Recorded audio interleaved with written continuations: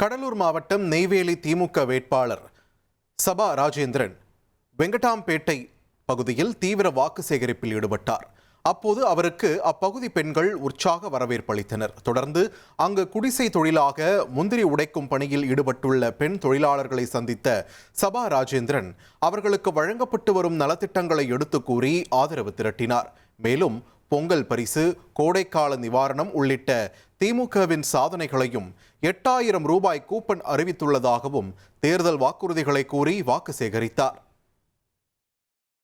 உங்களுக்கு 8000 ரூபாய்க்கான கூப்பன் தருகிறேன் அப்படின்னு சொல்லியிருக்காரு.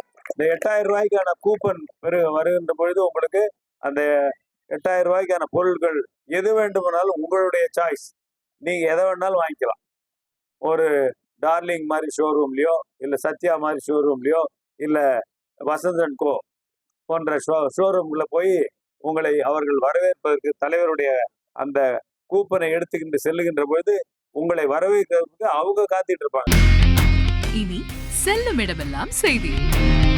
தந்தை டிவியின் வாட்ஸ்அப் சேனலை ஃபாலோ பண்ணினா செல்ல இருக்கும் இடமெல்லாம் செய்தி.